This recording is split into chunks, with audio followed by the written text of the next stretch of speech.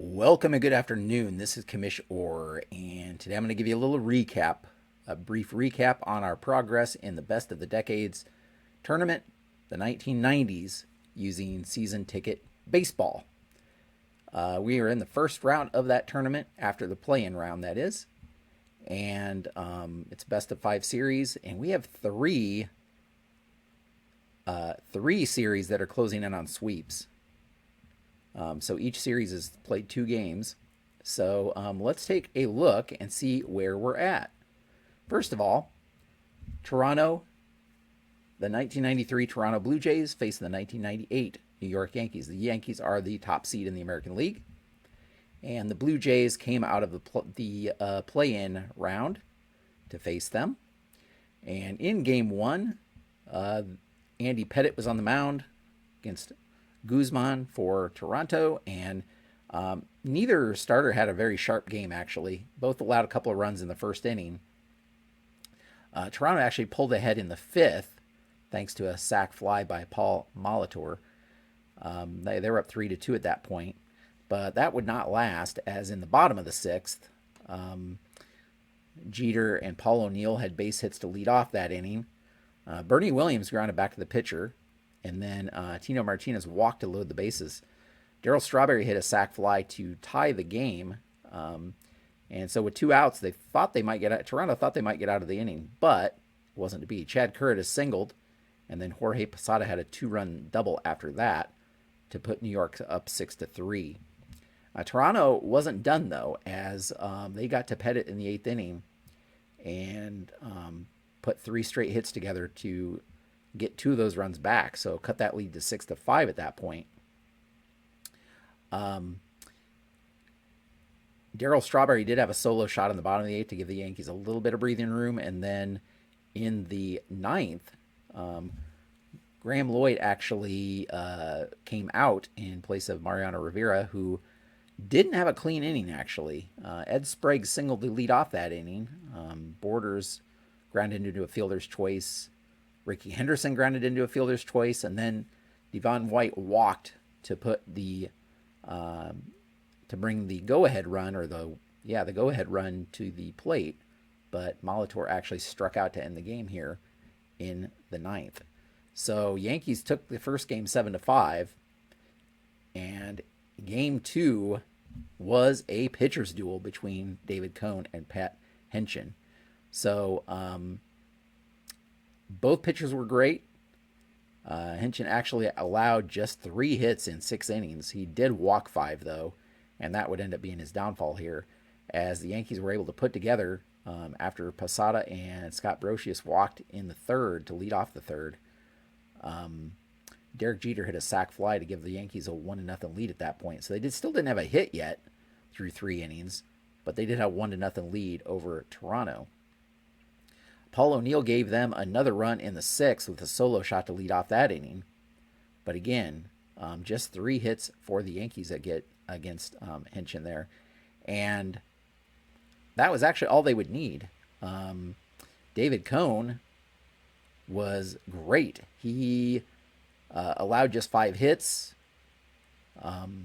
walked 3, but struck out 9. He took a shutout into the ninth inning, but with just a 2-0 lead there, Joe Carter led off the ninth with a single, and Tony Fernandez walked. So the Yankees went to Rivera again, who shut down the next 2 batters to earn his second save and get a combined shutout for the Yankees.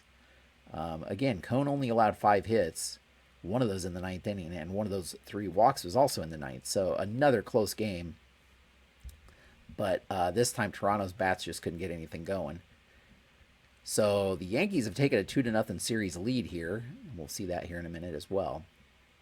The other American League playoff game is between the 1990 Oakland Athletics and the 1995 Cleveland Indians. And Cleveland took game 1 4-2. Charles Nagy here did allow a couple runs there in the first inning. A leadoff home run to Ricky Henderson, which is great. I played this earlier this week, and Henderson, of course, passed away just a couple of weeks ago. He had a leadoff home run here to lead off this game. So Oakland took a 2-0 lead at that point, but Stewart actually allowed a big inning in the second here, as Cleveland scored 3 runs there in the second to take a 3-2 lead. They'd add another in the fourth.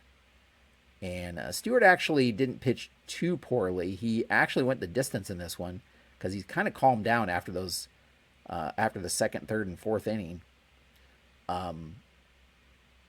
where he allowed those runs. He really calmed down after that. Only allowed a couple of hits the rest of the way. Wasn't in too much danger, and so he finished this one up. He did allow 10 hits though, 4 earned runs. Nagy though actually, he also went 8 innings.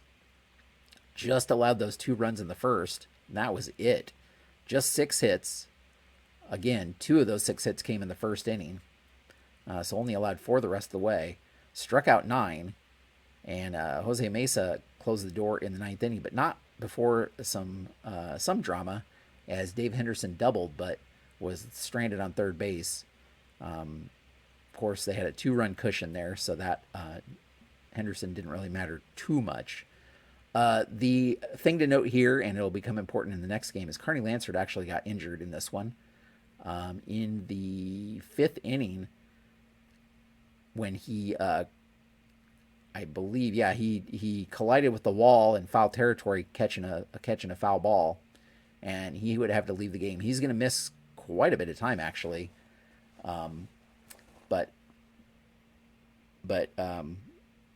But yeah, that's I guess that's the story on Game 1. Game 2 also went to Cleveland, and this one had a little bit more drama than the last one, as Cleveland lost 2. Now remember, I said Lansford for Oakland, their third baseman, was injured in Game 1. Well, in this game, not only Cleveland's starting third baseman, Jim Thome, but Espinoza, their backup third baseman, both get injured in this game. And Herbert Perry, their third-string third baseman, actually had to come in to finish this one out. So pretty interesting turn of events in this one. But again, Cleveland's offense just continued to roll here, as Manny Ramirez had a 2-run homer there in the 4th. Kenny Lofton had a homer, a solo shot in the 3rd. So they took a 5-1 lead into the 6th before Martinez actually allowed a couple runs to cut the lead to 5-3 before exiting the game. But Cleveland's relief pitching was amazing. 3 2/3 innings, only allowed 1 hit, struck out 3 the rest of the way to kind of close this one out. Bob Welch for Oakland went 7 innings, allowed 5 earned runs, struck out 8, but allowed 10 hits. And again, I guess I should also mention there was another home run. Sandy Alomar had a 2-run shot there in the 6th as well. So Welch did allow 3 home runs, which was a majority of Cleveland's offense in this one. So Cleveland takes this game, Game 2, 7-3, and they also have a 2-0 series lead. But both teams missing their starting third baseman for the rest of the series. In fact, Cleveland's going to be using a third-string third baseman until, I believe, Thome comes in before Espinoza. Espinoza's missing quite a bit, I believe. But Thome comes back first. So that's going to be a big hit to their offense there. Heading over to the National League, Arizona, who came into this after winning their play-in series with the 1990 New York Mets, kept this one close. Omar Dahl actually has had a couple of great games, but he's just been bad luck. He's lost this one as well. But Greg Maddux was just amazing in this one. So Maddux did allow a run in the 3rd after a couple of hits. Andy Fox led off with a single. Travis Lee doubled. And then Tony Womack grounded out to short, which scored 1 run. That would be the only run they'd score. Both pitchers only allowed 3 hits in this game. So 2 of those 3 hits came in the 3rd inning for Maddux. The last one came in the 8th. But in between that, he was, he only walked 1. He struck out 5. He was dominant. But again, Dahl himself only allowed 3 hits. Didn't walk anybody, and he struck out 8. The main difference being that in the 7th, he allowed a solo shot to Chipper Jones that tied the game. And so the game was tied going into the bottom of the 9th, and Michael Tucker hit the walk-off home run to give the Braves the 2-1 lead, or 2-1 win in this one, and a 1-0 series lead. So amazing pitching performance by both pitchers.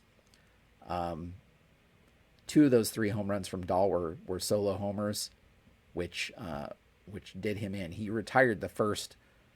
I mean, he had a perfect game into the 6th when Michael Tucker hit this single here in the with 2 outs in the 6th. But Dahl had a perfect game up to that point. So crazy. Almost outdueled Maddox, but not quite. Game 2 was all Atlanta, as Andy Benes came in to pitch for Arizona, and he struggled. Didn't make it out of the 5th inning. Allowed a big 5-run inning in the 3rd to Atlanta that started with a solo homer by Gerald Williams, and then a couple of 2-run base hits, one by Andres Galarraga and another by Ryan Klesko there, to give them their 5 runs. Arizona would battle back a little bit against Tom Glavine. They'd get a couple runs back in the 4th, but those would be the only runs they'd get, and Atlanta would just continue to add to their lead, scoring runs in the 4th, and again, knocking Benes out in the 5th. Brian Anderson actually pitched pretty well in relief for Arizona, 2 1/3 inning, 3 hits allowed, but no runs. And then Todd Stottlemyre came in the bottom of the 8th, and he also struggled against the Atlanta offense, as Atlanta scored a couple more runs there against him in the 8th. So Atlanta takes this one 9-2. Again, Glavine allowed those 2 runs in the 4th inning, but other than that, he was cruising in this one. He allowed just 8 hits, only struck out 3, but pretty much kept Arizona on, off balance. Steve Finley did do well for Arizona. He had 3 hits. 3 of the 8 hits Glavine allowed were to Steve Finley. Mark Wohlers came in the 9th to shut things down. 1-2-3, perfect 9th inning in a non-save situation here, and that was it. So Arizona has fallen down 2-0 now after beating the Mets in the play-in round. Finally, the most exciting series of the 3. We've had 3 near sweeps, or there are three series on the verge of sweeps here. We head to the 1994 Montreal Expos, facing off against the 1998 Houston Astros. And there was drama in this one. Ken Hill facing off against the big unit Randy Johnson. Johnson came to the Astros mid-season that year and was just dominant when he went over to Houston, for those who remember, in 1998. And he was pretty good in this one as well. He did allow a run in the 2nd with back-to-back doubles by Lenny Webster and Sean Berry. That would give Montreal 1 run. And then, Johnson was cruising into the 8th inning. He struck out 12 in this one. And but then in the 8th, he struck out Marquise Grissom to lead things off. And then his control faltered a little bit. He hit Rondell White, walked Moises Alou and Larry Walker to load the bases with 1 out. And they only had a 2-1 lead at that point, thanks to Hidalgo's solo shot in the 2nd and an RBI by Sean Berry in the 3rd. Yes, that's right. Sean Berry was playing for both teams in this one. He played for not only the 1994 Montreal Expos, but also the 1998 Houston Astros, interestingly enough. And so he was on both sides of this game. And Houston had a very thin margin, 2-1 lead. Johnson came out. Jay Powell, I think it's Jay Powell. Jay Powell came into this one, was not able to maintain that lead as he walked in Will Cordero to lead things off and to tie the game, and then allowed a ground out RBI from Lenny Webster to give Montreal a very thin 3-2 lead at that point. But Houston charged right back. Bagwell led off the bottom of the 8th with a solo shot to tie things back up. They had another RBI by Hidalgo to pull ahead 4-3. And so that 4-3 lead was taken into the ninth when they turned things over to their closer, Billy Wagner. Expecting that Wagner was going to shut the door on Montreal, but that's not what happened. He did retire Juan Bell to lead off the inning, but then Lou Frazier came in as a pinch hitter and doubled. He struck out Marquise Grissom, so it looked like he'd still pick up that save, but then Rondell White hit a clean single, scoring Frazier to tie the game in the ninth inning. And so Wagner also gets the blown save. So back-to-back blown saves for Houston in this one. They can't get anything going in the bottom of the ninth against Rojas. And so we went to the 10th inning. Houston turned things over to Doug Henry, and Henry didn't have it. 5 of the first 6 batters he faced reached base, and was enough for Montreal to score 4 runs in the 10th here. They had another, Sean Berry had an RBI double, Juan Bell had an RBI single, and then another pinch hitter, Benavides? Yeah. Freddie Benavides, I'm probably mispronouncing that last name, sorry, had 2-run double there in the 10th as well. So they take an 8-4 lead into the bottom of the 10th. Rojas was just left in at that point. Alou actually led off with a triple and scored on a sac fly, but that was the only thing Houston would get in this one, as they drop a heartbreaking loss 8-5 in extra innings to Montreal in this one. Johnson, 7 1/3, as I said, just 6 hits allowed, struck out 12, but couldn't close the deal. Couldn't get the team to close the deal for him. But the very next game was all Houston, as Pedro Martinez actually for Montreal was on the mound facing Shane Reynolds. And again, Houston, Bagwell leads off. Well, first at bat for him, doesn't lead off, but first at bat for him in the first inning. 2-run homer, a moonshot to give Houston an early lead. Montreal would actually get 1 back on a sac fly in the second, but then Houston would get that run right back when Everett led off with a triple and scored on a sac fly. So he took a 3-1 lead into the fourth. They scored another run in the fourth, a couple more runs in the fifth thanks to another home run by Jeff Bagwell. So Bagwell with 2-run homers in this game. And Reynolds was just cruising in this one. He did allow another run in the 8th, but other than that, Montreal didn't really threaten too much. So Reynolds gets the complete game here, goes all 9 innings, allowing just 6 hits, striking out 6, 2 earned runs, and Pedro, again, this is earlier Pedro, 1994 Pedro, going 6 innings pitched, 6 earned runs, only struck out 4, and so it was all Houston. Bagwell actually goes 3 for 4 in this one, 2 home runs, as I mentioned, and a double in the 7th. So just dominant. He was not going to allow Houston to lose this one. So that series is split so far. So let's take a look at the bracket. Here is the bracket. So you can see the Blue Jays swept the White Sox, the 1994 White Sox in the first round, the play-in round, but now they're getting swept by the Yankees. So both American League series are those winners are the leaders are up 2-0. In the National League, Atlanta's up 2-0 on Arizona, but the series between the Astros and the Expos is split right now. Now, the losers of these series, it's a double elimination series tournament, so the losers of these series still have a chance to play back into things, but so they won't be eliminated yet, but definitely not where you want to be down in the loser bracket trying to fight things out. So it's pretty interesting so far. So just a little programming note. I usually play a total of 4 games every other week in this project, and so that'll be 1 more game for each of these series a couple weeks from now. You can head over to baseballmaelstrom.com to follow the action, and see how things are going. Click on the 1990s tourney link if you'd like to get to that page, because not only do you see a little write-up on each game, but you can click stats here and get into the stats that I compile with ball score and ball stat. I mean, there's leaderboards, team stats, individual player stats, all sorts of stats there if you'd like to look through it all.